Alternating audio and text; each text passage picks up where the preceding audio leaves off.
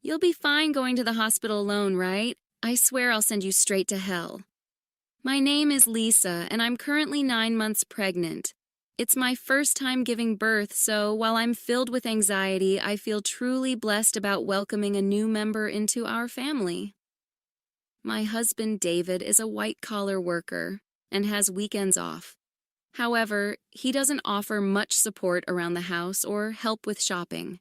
This is because he usually goes back to his parents' home on weekends. David has a deep bond with his in-laws, and since their home is nearby, he spends almost every weekend there without any specific reason. Since becoming pregnant, I've been cautious about lifting heavy objects.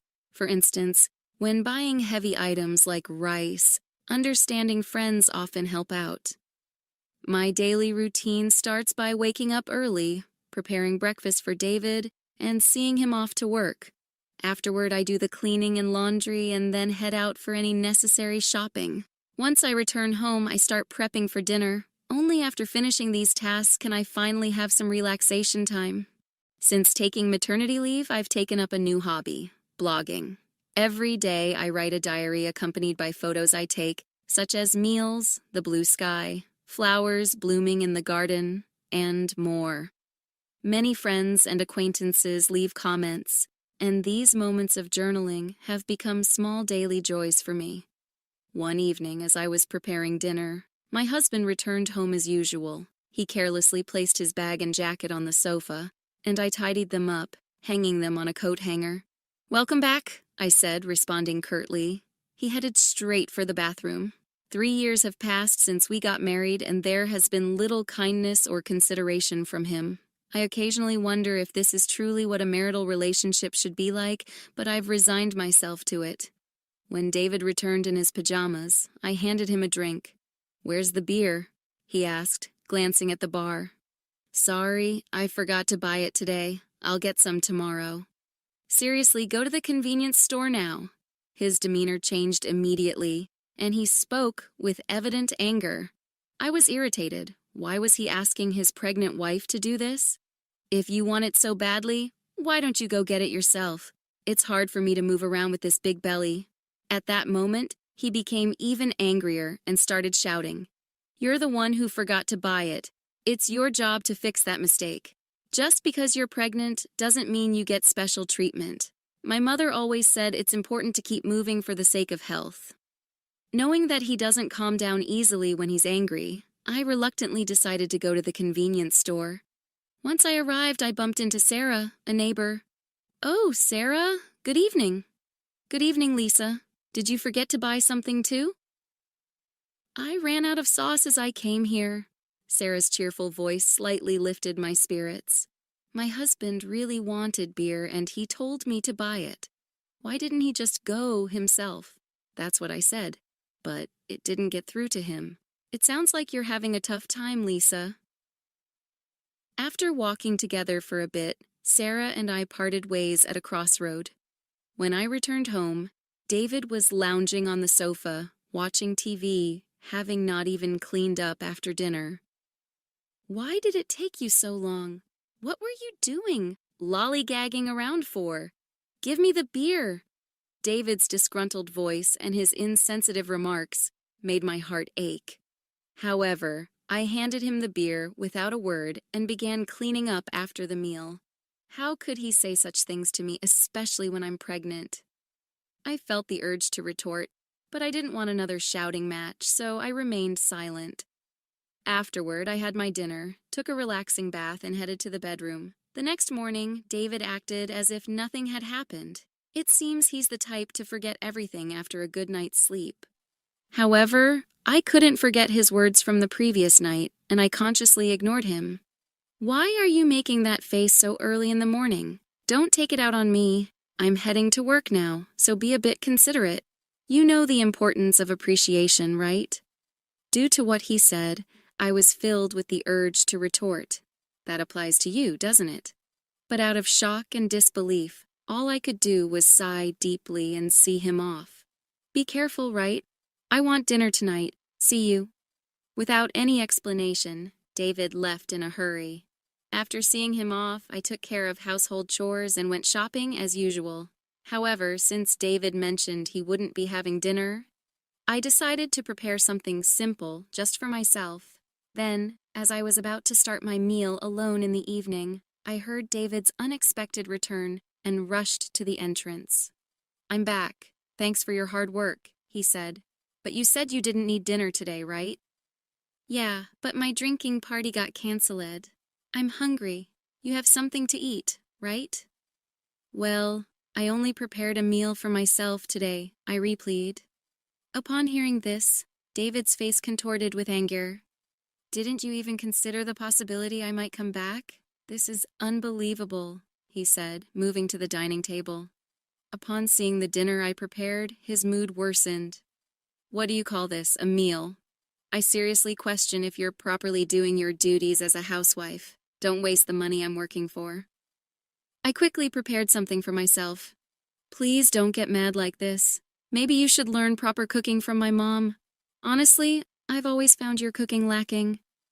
Again, he always compares me to his mother. Doesn't he realize how hurtful these comparisons can be? "I can't eat this. Go buy something," he said. My heart sank further. What does he think of me? It's already night, and I've taken a bath. Can't you go buy it yourself? Forget it. You forgot to buy beer yesterday, didn't prepare dinner today. It's so frustrating. David stormed out, leaving me alone in the house. I strangely felt a sense of relief. The next morning, as I expected, I received an angry call from David's mother. "How can you not serve David a proper meal? This feels like moral harassment, if not worse." I explained what happened yesterday, but she wasn't accepting it.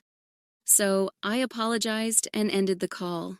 After the call, my mood plummeted. Since David wasn't home, I decided to have a leisurely late brunch. However, the thought of David coming back tonight weighed on my mind. Considering yesterday's events, I decided to make tonight's dinner special. I shopped with more care than usual, picking out ingredients and adding David's favorite beer to the cart. I was determined to prepare a dinner that would earn David's praise. I shortened my blog update time a bit to allocate more time to cooking. After dedicating ample time to preparations, the table was set beautifully, as if it was a special occasion. Looking at it, I felt a sense of accomplishment and couldn't help but praise myself. With this, he should definitely be satisfied. I waited patiently in the dining room for David to come home, but as time passed, there was no sign of him. I tried contacting him several times via my smartphone, but there was no response, and I became more worried as the clock continued to tick. 1 hour, then 2 hours passed, and I began to get anxious. Did he possibly go to his parents' house? Thinking this, I called David's parents to check, but they said he hadn't come there either. As midnight approached, just when I was considering contacting the police, a staggering David returned home. He seemed clearly drunk. "I'm home," he mumbled.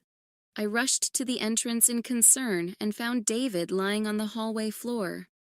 "What happened? Are you okay?" I asked. But hearing my voice, he responded angrily, "Too loud. Go away." He then staggered towards the dining room. When I tried to support him, he forcibly shook off my hand. "Don't touch me. Don't come near me with that ugly face. To think you're my wife." In his drunken state, he spat out those words and then just lay down right there. Those words were beyond shocking. Why? Why can't he consider others' feelings? His remarks hurt me deeply, and I was filled with thoughts of maybe he no longer sees me as family. Tears welled up in my eyes. I put so much effort into cooking, it was all for nothing. With that thought, I had my dinner alone, enveloped in loneliness. The next morning, David woke up as if nothing had happened. "My head hurts. I guess I drank too much," he said. "But why did you leave me in the hallway? You chose to lie down there, David. It's not my fault. Aren't you my wife? At least take care of me when I'm drunk." David's words made me wonder why he always blames me right away. If you weren't going to eat at home, you could have at least let me know. I have prepared a nice meal, and I called you multiple times. Why didn't you answer? David replied nully. My drinking party from the day before got rescheduled to yesterday. Do I have to report everything? Besides, you know how hard it is to pick up the phone during a gathering? Think about my situation. With every word David said, my heart got colder, and my expectations of him diminished. That way, I won't feel hurt or disappointed anymore. This thought lingered in my mind. I'm taking a break and going back to my parents' home tomorrow. Being with you lately feels unpleasant and boring. Seeing David's attitude of looking down on me made me increasingly consider the option of divorce. Our baby is due soon, and my heart races in anticipation. Even though I've heard stories about the pains of labor from friends, my excitement to meet the new life inside me overshadows those concerns. The neighbors often encourage me with words like, "It's just a little while longer," which brightens my mood. "Hey, want to go on a family trip?" Soon after David returned home, he made a surprising suggestion. "Really?" I asked. "But I'm talking about a family trip. My mom and dad want to join." I was taken aback. Why would parents make such a proposal?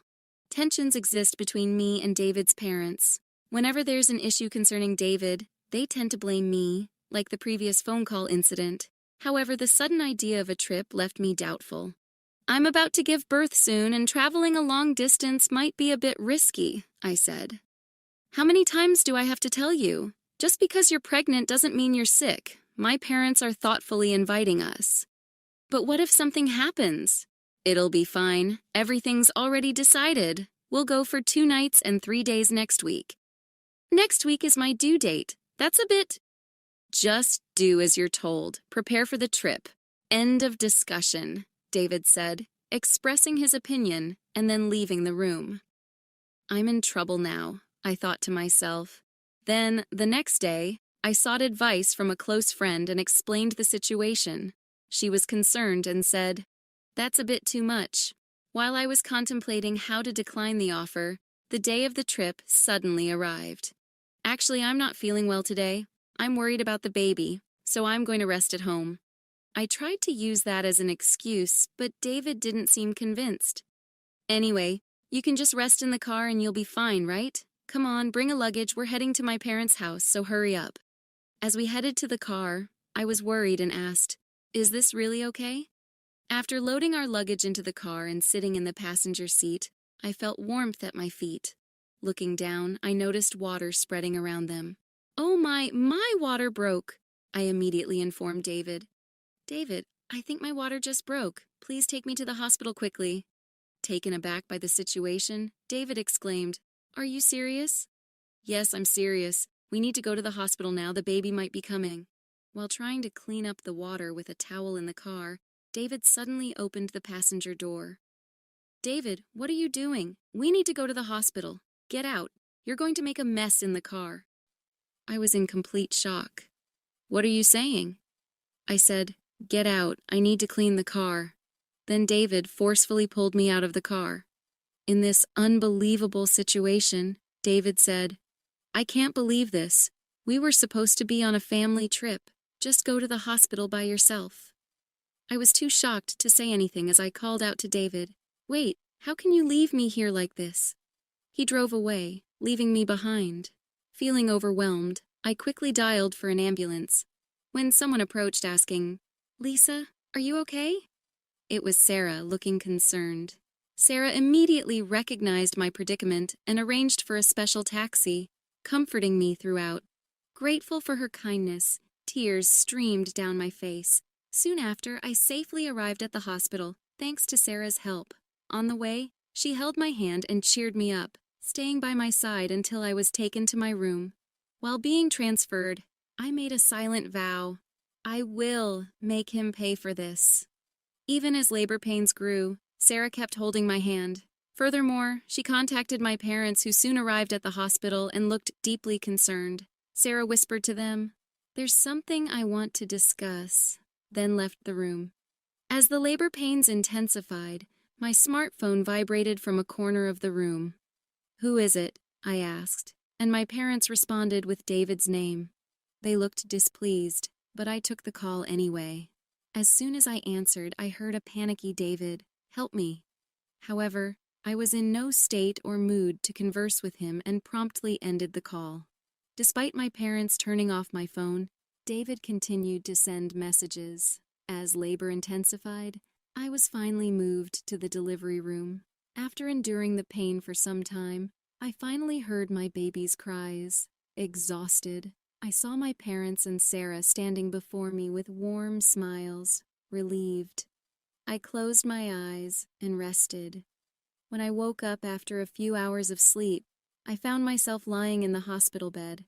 Rubbing my eyes, I noticed my parents sitting next to me, their faces filled with concern. "Are you okay?" my mother asked gently. Still feeling the weight of exhaustion, I couldn't muster the energy to sit up, while my father looked teary-eyed. My mother consoled him, saying, "The postpartum period can be exhausting." Witnessing this heartwarming scene, a smile formed on my face. "How's the baby?" I inquired. My parents informed me that the baby was undergoing some tests but would be back in the room soon. However, I noticed Sarah wasn't present. Responding to my unspoken question, my mother remarked, "Sarah left a little while ago." Thinking about how things might have turned out had Sarah not been there, a feeling of gratitude settled over me. I made a promise with my parents that after being discharged, I would visit Sarah to express my gratitude. Turning on my smartphone to inform my friends about the birth, I was met with an overwhelming number of missed calls, mostly from David. The sheer number left me momentarily stunned, but I felt no hope or expectation from his calls, so I closed the notifications without hesitation. One of my friends visited the hospital room to congratulate me on the birth.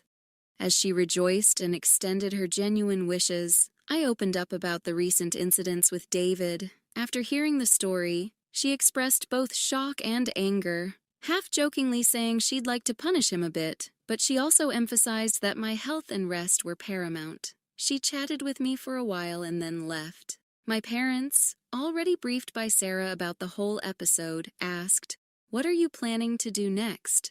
I shared my thoughts about my relationship with David and told my parents, "I'm considering divorce." They respected my decision and provided their support. Upon my discharge, I planned to stay at my parents' house, where they had prepared a room for me. Meanwhile, David seemed to have visited the hospital, but as I had informed the hospital staff that I didn't wish to see him, he wasn't allowed in. The next day, Sarah came to my hospital room holding a fruit basket. "Sarah, you came," I exclaimed with delight. "You seem to be recovering well, but remember not to overexert yourself. Postpartum fatigue can be quite profound," she advised, feeling comforted by Sarah's words. I sighed with relief, taking the fruit basket from her. "Sarah, thank you so much for helping me. I don't know what would have happened if you weren't there." I expressed my deep gratitude as I bowed deeply. Sarah gently laughed, saying, "What's most important is that both you and the baby are healthy. I just want a small hand. Regardless, I'm forever grateful. Once things settle down, I'll come over to thank you properly." Sarah laughed warmly in response. "You know, I've talked to my husband about what happened. He seemed quite furious." From her words, I could somewhat deduce David's situation. "Sarah, I'm truly sorry for dragging you into this mess," I admitted. "Don't worry, remember who you owe for being able to work at your current company." This incident is truly hard to forget. At that moment, I heard a stern tone in Sarah's voice for the first time. Sarah was actually the wife of the CEO at the company where my husband worked. When we first moved to this residential area, I had no idea about this fact. However, as we frequently encountered each other at the local supermarket shops and occasionally at convenience stores, we gradually became closer. We even began to enjoy tea together, and during these sessions, I learned about the nature of her husband's job. On the other hand, my husband was completely unaware of this background. This was because he didn't even accompany me for our initial neighborhood greetings and didn't prefer interacting with our neighbors. Sarah had previously told me gently, "I don't want to cause any trouble, so don't tell your husband," and I had respected that request. Knowing that I was pregnant and still being forced to endure my husband's unreasonable behavior, Sarah had several times suggested, should I talk to my husband about this? However, I had always declined, not wanting to trouble her. But with this recent incident, perhaps even Sarah reached her limit. That's why my husband kept calling. Sarah, I really can't thank you enough for everything. Sarah's strong words made me realize how fortunate I was to have someone who'd go to such lengths for me. I couldn't help but tear up. Seeing my reaction, Sarah once again gave me a warm smile. Lisa, you're a dear friend to me. I can't just stand by and watch when something like this happens to a friend. Our conversation was filled with heartfelt smiles. However, my husband's messages didn't stop, despite the barrage of notifications online. I consciously ignored them all. Thinking about the divorce made my mind clear, and all I wanted was to think about how to live my life with my baby. As I was preparing to leave the hospital, a close friend visited my room, handing me her smartphone and saying, I want you to see this. Displayed on her phone was a post that had become a major topic on a certain social media platform. When I asked what it was about, she informed me that she had posted about my husband's recent actions on social media. My friend had a significant influence on social media, with a massive follower count. One day, she received a reply to one of her posts. The follower who replied had, by chance, captured a video of the scene where I was yelled at by my husband after being let out of the car. The follower, wanting to protect my privacy, blurred my face in the video and, with my friend's permission, shared it online. The video spread like wildfire, and as a result, personal details about my husband and even his company were identified. Currently, my husband seems to be under a barrage of criticism online. What? I had no idea it had escalated to this level. My friend, smiling gently, remarked, well, they brought it upon themselves, didn't they? My husband's actions and their consequences were all a result of choices he made. Furthermore, when one of my husband's friends confronted him about the incident, he reportedly excused himself, saying, I had a prior travel commitment with my parents that day, so I had no choice. Because of the statement, not only my husband but also his parents began to face criticism online. The story spread even in the vicinity of my in-laws' home, and there seemed to be various topics related to my husband's parents circulating on social media. Suddenly, my phone started ringing. When I checked the screen, it was a call from my mother-in-law. That's for my mother-in-law, my friend. I stared at the screen of my phone with interest. Why don't you pick up and give her a piece of your mind? Suggested my friend. However, I was so fed up that I felt no words to do so and decided to ignore it. Before I knew it, the missed calls log was filled with names of my husband, father-in-law, and mother-in-law. Ever since the incident was highlighted on social media, even the hospital staff seemed to be aware of my situation and started offering genuine support. Whether my husband or in-laws came to the hospital or called multiple times, the hospital staff didn't allow any contact with me. As my discharge date approached, I had one pressing worry: whether my husband and in-laws might be lurking outside the hospital. My parents reassured me, saying, "You have nothing to worry about," but the thought of my precious baby being in danger left me anxious. However, that concern was quickly dispelled on the day of my discharge. As my parents were helping me with my belongings, I heard my husband's voice shouting, "Lisa," followed by the loud voices of my in-laws. Suddenly, men in black suits surrounded me, forming a protective barrier. As I tried to understand what was happening, one of the men approached me, gently opening the car door and said, "Don't worry, we're here on Sir's request to protect you." It seemed my parents were already aware of this, as my mom said, smiling, "Didn't I tell you? There's nothing to worry about." Believing her words, I felt relieved and smoothly got into the car. All the while my husband and in-laws, overwhelmed by the presence of the bodyguards, couldn't come any closer. I can't find the words to express how grateful I am for Sarah supporting me like this. The only thing occupying my mind was how to reciprocate Sarah's kindness. My parents felt the same, saying in unison, We have to find a way to show our gratitude to Sarah. Although my new life began smoothly and pleasant days continued, the contacts from my husband and in-laws never ceased. I mailed them the divorce papers, but there wasn't even a hint of acceptance. One day, my in-laws called our home. It seems my father answered, and they addressed him with the attitude of, "She became a part of our family, so no matter how she's treated, she shouldn't complain." When my father angrily retorted to their statement, it seems they were taken aback and quickly hung up. While discussing how to handle this with my parents, I decided that seeking professional assistance was the best course of action and resolved to consult the lawyer.